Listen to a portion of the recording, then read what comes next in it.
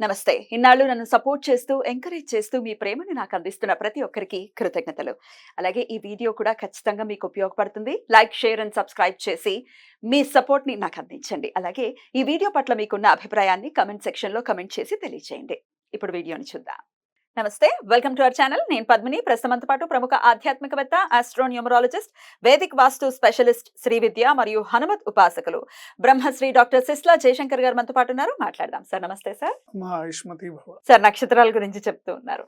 పుబ్బా నక్షత్రం, పూర్వ పల్గుని అని అంటూ ఉంటారు. మరి ఈ పూర్వ పల్గుని నక్షత్ర జాతకులు ఎలా ఉంటారు? ఎట్లాంటి విధి విధానాల్ని డెఫినెట్ గా జీవితంలో అలవర్చుకోవాలి ఫర్ ద బెటర్ లైఫ్? అలాగే ఏ దైవారాధన చేయాలి ఇత్యాది విషయాలు ఒక్కసారి మీరు. తప్పకుండా అమ్మా.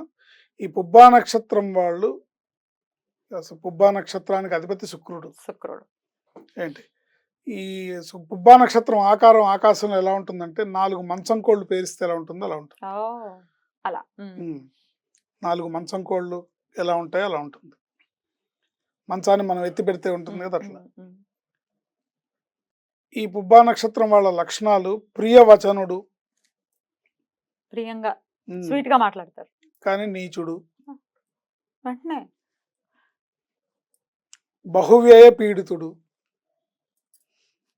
బహువ్యయ పీడితుడు అంటే ఎక్కువగా ఖర్చులు, ఎక్కువగా ఇబ్బంది పడతారు. మల్టిపుల్ టాస్క్స్, మల్టిపుల్ రెస్పాన్సిబిలిటీస్, ఇవి ఫైనాన్షియల్ గా ఫేస్ చేస్తూ ఉండాలి. విధేయులకు సేవకులు ఉంటారు, వీళ్ళకి విధేయులైన సేవకులు ఉంటారు.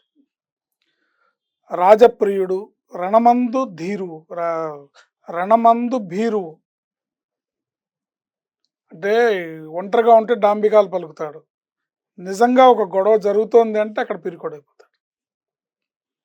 Okay, show off. నిజంగా గొడవ జరిగి అది సై అంటే సై అని దిగినప్పుడు మటుకు భయపడతాడు. లాస్ట్ లో ఉంటాడు. భీరు. తక్కువ శ్రమతో ఎక్కువ ఫలితాన్ని ఆశిస్తారు. వేచి చూసే ధోరణి. సమస్య పరిష్కారం అయితే ప్రతీకారానికి చూడరు. ఒకవేళ వాళ్ళకి వచ్చిన ఇబ్బంది పరిష్కారం అయిపోతే, ఎవరి వల్ల అన్యాయం జరిగింది, ఏదో గొడవ జరిగింది, ఒకడ అప్పిచ్చాడు, ఆ గొడవ సద్దుమణిపోయింది, ఆ అప్పు తీరిపోయింది అన్నాక వాళ్ళ మీద ఇంకా గ్లడ్జ్ అనేది పెట్టుకోరు. ఏంటి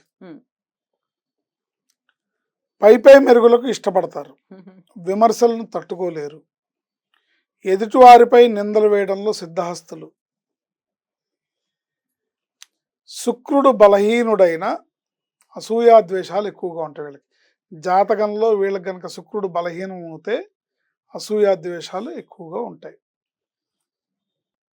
1వ పాదాన పుట్టిన వాళ్ళు, పుబ్బా నక్షత్రం 1వ పాదంలో పుట్టిన వాళ్ళు మతప్రీతి, ధైర్యము, వ్యాపార దక్షత కలవాడై ఉంటాడు. తమ పని గడవటమే ముఖ్యం, దానికోసం ఏదైనా చేస్తారు. ఆవేశం పాలు ఎక్కువ, వేచి చూచే ధోరణిలోనే తొందరపాటుతనం ప్రదర్శించడం వలన అభాస్ పాలవుతారు. వేచి చూసే ధోరణిలో తొందరపాటును ప్రదర్శిస్తారు. ఎన్నాళ్ళాగాలి ఇంకా అంటే లాస్ట్ మినిట్లో పని అయ్యే మూమెంట్లో ఎన్నాళ్ళాగాలి అనే తొందరపాటు అనే ఒక రాంగ్ స్టెప్ వేసి అభాస్ పాలవుతారు. అయిపోయింది కదా, నువ్వు అర్చినంతసేపు పట్టలేదు అన్న సిచ్యువేషన్స్ వీళ్ళకి ఎక్కువగా జరుగుతుంటాయి.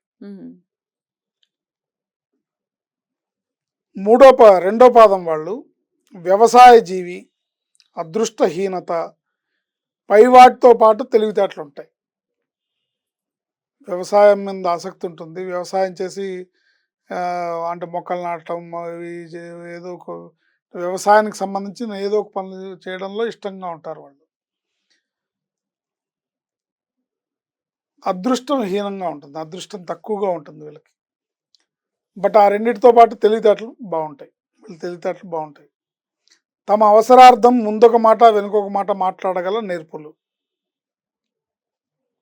తమ అవసరం కోసం ముందొక మాట వెనుకొక మాట మాట్లాడగల నేర్పులు. దీంట్లో ప్రత్యేకించి స్త్రీలు. 3వ పాదంలో మంచి స్వభావము, కీర్తి, ఊహాలోక విహారం, పై ఆడంబరాలపై మక్కువ, అనవసరమైన వాటి యందు చొరవ, తనకు సంబంధం లేని దాని వాటిలో ఎక్కువ చొరవ చూపిస్తుంటారు. లేనిది ఉన్నట్లు ప్రదర్శన, ఉన్నది లేనట్లు లేనిది ఉన్నట్లు చూపించాలనే తాపత్రయం ఎక్కువ. ఇది 3వ పాదం వాళ్ళది. 4వ పాదం వాళ్ళకి మందమతి, దైవద్వేషి, మతద్వేషి, అరే! వాస్తవాలకు భిన్నంగా ఆలోచిస్తారు. వాళ్ళు ఆలోచించే ఆలోచనలో డెప్త్ ఉండదు. మూర్ఖత్వము, సాధింపు ధోరణి, తమని తాము ఎక్కువగా ఊహించుకొని బతిమాలించుకోవాలని చూస్తారు. హ్మ్. అంటే వాళ్ళని వాళ్ళు ఎక్కువగా ఊహించుకొని నాకు ఈ ప్రయారిటీ ఇవ్వలేదు. ఇప్పుడు ఒక ఫంక్షన్‌లోకి వెళ్ళాననుకోండి, నాకు గౌరవం లేదు, అందరికి పెట్టారు నాకు పెట్టలేదు, వాడికి బట్టలు పెట్టారు నాకు పెట్టలేదు. హ్మ్. ఏంటి హ్మ్. తా వా కొంచెం వాళ్ళు తప్పు చేస్తే బతిమాలించుకోవాలని కూడా చూస్తారు వీళ్ళు. ఇలాంటి ఓకే. ఆలోచనలు కలిగి ఉంటారు. 4 పాదం. 4వ పాదం వాళ్ళు. So, right. ఓవరాల్‌గా పుబ్బా నక్షత్రం వాళ్ళు హ్మ్. లక్షణాలు ఇలా ఉంటాయని మహర్షులు వారు చెప్తున్నారు. రైట్. మరి మార్చుకోవాల్సినటువంటి అంశాలేంటి సార్? మార్చుకోవాల్సిన అంశాలు అనే కన్నా వీళ్ళు జీవితంలో తీసుకోవాల్సిన జాగ్రత్తలు ఏంటి అనేది మనం అనుకోవచ్చు. వీళ్ళు జీవితంలో రాంగ్ స్టెప్ ఎక్కడ పడుతుంది అంటే, వివాహం విషయంలో వివాహం సమయం ఆసన్నమైనప్పుడు దాన్ని గనక వీళ్ళు పొరపాటున పోస్ట్‌పోన్ చేస్తే, లేదా లైఫ్‌ని సెటిల్ అయినాకే నేను పెళ్లి చేసుకోవాలనే ఒక ఆలోచనతో ఉంటే గనక జీవితం సెటిల్మెంట్ చాలా కష్టమవుతుంది. హ్మ్. వివాహం విషయంలో తొందరపడి తొందరగా పెళ్లి చేసేసుకోవాలి వీళ్ళు. అంటే ఒక 20, 22, 23 ఆ టైంలో పెళ్లి చేసుకోకపోతే వీళ్ళకి 45 ఏళ్ళు ఒక్కోసారి మిస్ అవ్వడం కూడా అయ్ జరుగుతుంది. బాబోయ్! హ్మ్. అందుకని వివాహం విషయంలో జాగ్రత్తగా సెటిల్ అవ్వలేదు, ఇంకా చదువు పూర్తవ్వలేదు, ఇంకా జాబ్ రాలేదు, ఇలాంటివన్నీ ఈ పెట్టుకోకుండా, కాలిక్యులేషన్స్ ఒద్దు. ఈ క్యాలిక్యులేషన్స్ లేకుండా జాతకాన్ని చూసుకొని వాళ్ళ వివాహ గడియలు ఆసన్నమైనప్పుడు, వివాహ సంబంధాలు వచ్చినప్పుడు, అవకాశం దొరికినప్పుడు చేసేసుకోవాలి. రైట్. అవకాశాన్ని కాలదన్నితే మళ్ళీ వాళ్ళ జీవితంలోకి రావడం అనేది కష్టం. చాలా కష్టం. రైట్. దైవారాధన విషయం గురించి కూడా ఒకసారి చెప్పండి సార్. ఈ వివాహం విషయంలోనే వాళ్ళు ఎక్కడ రాంగ్ స్టెప్ పడినా, ఏమాత్రం రాంగ్ స్టెప్ పడినా వీళ్ళకి లైఫ్‌లో సెటిల్మెంట్ అనేది ఉండదు. సో, వివాహంతోనే సెటిల్‌మెంట్ కూడా. సెటిల్మెంట్ కూడా వివాహంతోనే ఉంటుంది. హ్మ్. సో, ఇకపోతే దైవారాధన అంటే వీళ్ళు జీవితాంతం లక్ష్మీ నరసింహస్వామిని ఆరాధించాలి. లక్ష్మీ నరసింహస్వామిని ఆరాధించడం వల్ల, మంగళవారం, శనివారం లక్ష్మీ నరసింహస్వామి దర్శించడం వల్ల వీళ్ళు మేలుని పొందుతారు. రైట్. లక్ష్మీ నరసింహస్వామిని తర్వాత శ్లోకం ఉంది కదా, ఉగ్రం వీరం మహావిష్ణుం జ్వలంతం సర్వతోముఖం హ్మ్. నృసింహం భీషణం భద్రం మృత్యుం నమామ్యహం. ఈ శ్లోకాన్ని చదువుకోవడం, లక్ష్మీ నరసింహస్వామిని పూజించడం, లక్ష్మీ నరసింహస్వామిని దర్శించడం, ఉపాసించడం వీళ్ళకి జీవితంలో అనేక రకాలుగా అభివృద్ధిని తీసుకొచ్చి పెడుతుంది. బ్యూటిఫుల్‌గా ఎక్స్‌ప్లెయిన్ చేశారు సార్. కృతజ్ఞతలు.